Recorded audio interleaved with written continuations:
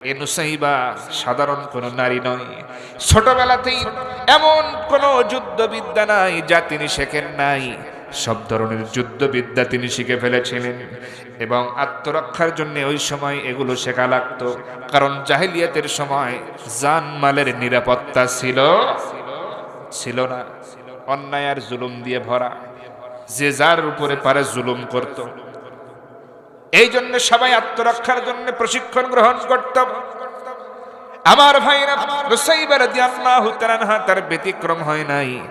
কিভাবে যুদ্ধ করতে হয়, কিভাবে তরবারি চালাতে হয় শিখে ফেলেছেন, কিভাবে দ্রুত গতিতে ঘোড়া চালাতে হয় শিখে ফেলেছেন, এবং নিশানা মোতাবেক কিভাবে তীর লাগায়া তীর দিয়ে কিভাবে নিশানা মোতাবেক লাগানো যায় এই প্রশিক্ষণ তিনি আগেই শিখে ফেলেছেন ছোটবেলাতেই।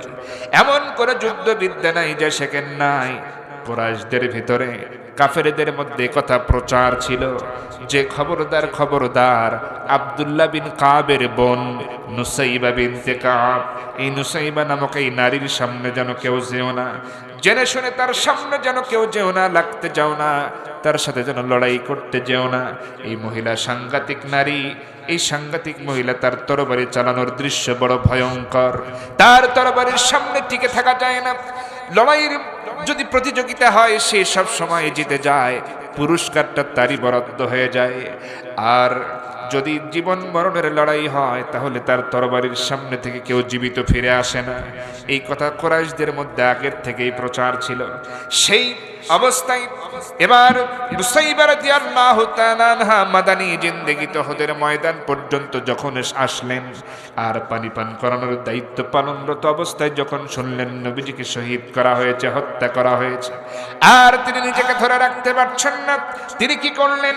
সিদ্ধান্ত নিয়েই ফেললেন এইভাবে চলবে না, আমাকেও যুদ্ধের ময়দানে ঝাঁপিয়ে পড়তে হবে, কারণ মুজাহিদ ভাইদেরকে অনেককে শহীদ করে ফেলতেছে তারা।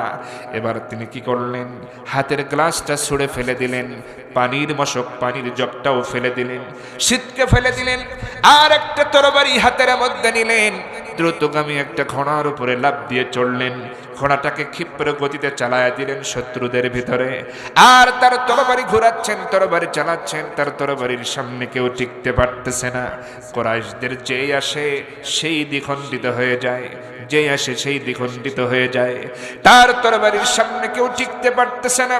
হঠাৎ করে একটা পর্যায়ে কুরাইশদের ভিতর থেকে যারা দুর্বল যোদ্ধা, যাদের একটু সাহস কম, এই জাতীয় যোদ্ধাদের মধ্যে অনেকেই যখন দেখলো সর্বনাশ, এটা তো আব্দুল্লাহ বিন কাবের বোন নুসাইবাকে দেখা যায় তাকে চিনে ফেলেছে তারা।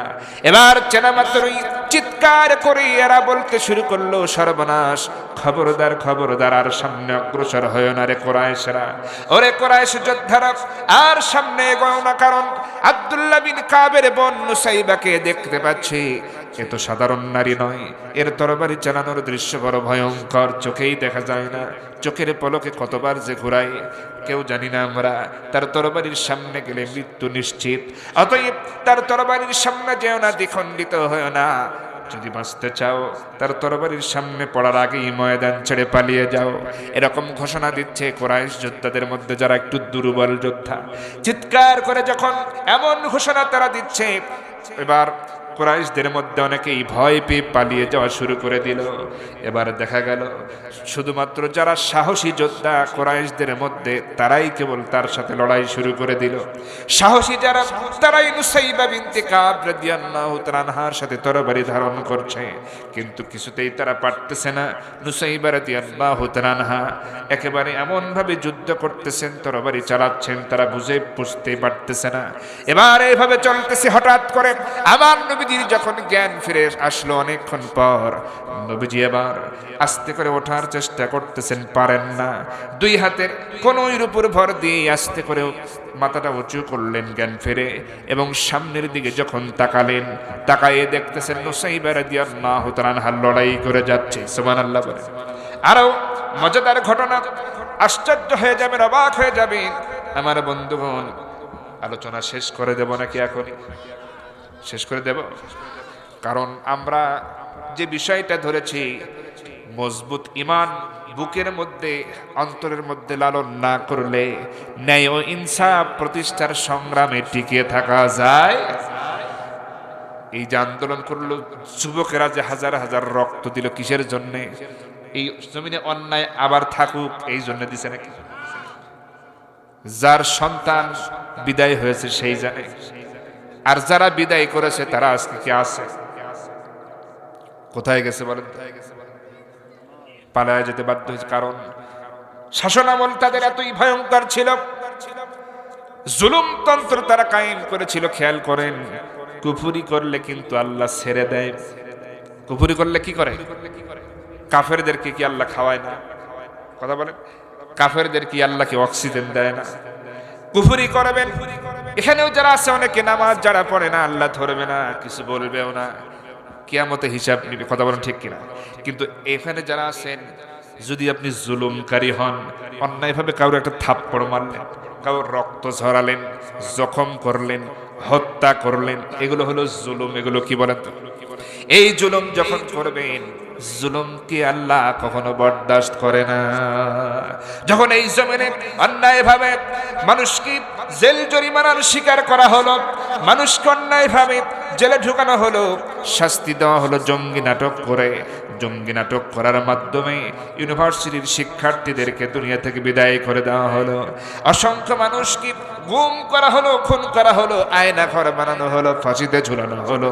এরকম জুলুম যখন কায়েম হয়ে গেল, আল্লাহ রাব্বুল আলামিন দেখলেন জুলুমতন্ত্র যখন চলতেছে, লম্বা হয়ে গেছে, এদের পাপের পাল্লা ভারী হয়ে গেছে। আল্লাহ পাক সিদ্ধান্ত নিলেন, আর ভাবলেন আর এই জুলুমতন্ত্র এই জমিনে চলতে দেওয়া যায় না।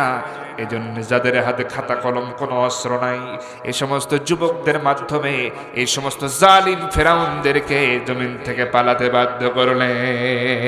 কথা বল ঠিক কিনা? দুষ্ট পোলা পান রে, পালায়া গেলাম তোদের কারণে। কথা বল ঠিক কিনা? যুবকেরাই তো এটা করছে, যুবকদের কারণেই তো তারা পালাইছে। এই জন্য দুঃখে এবার গান গায়, দুষ্ট পোলা পান রে, পালায়া গেলাম তোদের কারণে। প্রশাসনের হাত পা ধরি, দিনের ভোট রাতে করি, প্রশাসনকে জিম্মি করি,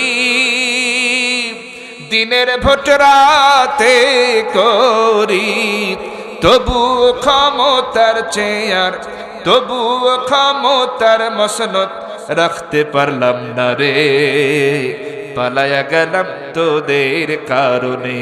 দুষ্ট পোলা পান রে, পালায়া গেলাম। বলেন সবাই, এই যুবক ভাইরা বলেন না কেন?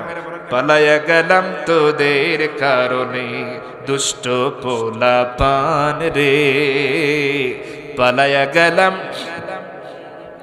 সোনা দানা টাকা কড়ি, ডজন খানেক ব্রিফ কেস ভরি, সোনা দানা টাকা কড়ি, ডজন খানেক বস্তায় ভরি, আরো কিছু সঙ্গে নেওয়ার, আরো কিছু সঙ্গে নেওয়ার, দুপুর বেলা খাবার খাওয়ার সময় দিলি না রে, পালায়া গেলাম তোদের কারণে। দুষ্ট পোলা পান রে, পালায়া গেলাম। দফায় দফায় জুলুম করি, হাজার হাজার মানুষ মারি, দফায় দফায় জুলুম করি, হাজার হাজার মানুষ মারি, ভিনদেশেতে করলাম পাড়ি, এখন আমি শ্বশুর বাড়ি। কথা বলেন ঠিক কিনা? ভিনদেশেতে করলাম পাড়ি, গলায় এখন ফাঁসির দড়ি, সইতে পারি না রে, পালায়া আসি তোদের কারণে। দুষ্ট পোলা পান রে, পালায়া আসি তোদের কারণে। ঠিক কিনা? আপনারা কি মন খারাপ করলেন?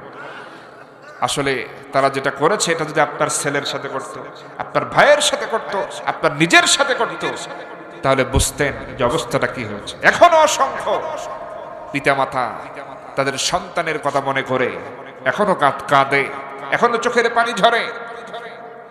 আবরার ফাহাদ থেকে শুরু করে অসংখ্য হাজার হাজার তরুণের জীবন তারা কেড়ে নিয়েছে। দেখেন, এই দুনিয়াতে সবচাইতে পিতামাতার জন্য কষ্টের বিষয় হচ্ছে যুবক কোন সন্তানের লাশ বহন করা। কথা বলেন ঠিক কিনা? হয়তো জন্ম হয়েছে, বাচ্চা মারা গেছে, এটা তাও একটা ধৈর্য ধরা যায়। কথা বলেন ঠিক কিনা? আর 2-1 মাস বয়স হয়ে গেছে, মারা গেছে, আল্লাহ নিয়ে গেছে, মাসুম বেগুনাহ। কিন্তু একটা যুবক সন্তান, যার সাথে 15-20 বছর, যে সন্তানটি বড় হলো চোখের সামনে, যাকে নিয়ে কত স্বপ্ন লালন করলো মা বাবা, সে সন্তানটাকে যদি কেউ এভাবে কেড়ে নেয়, এটা কি সহ্য করার মতো? বলে কোন পিতা মাতার কি এটা সহজে সহ্য করতে পারে?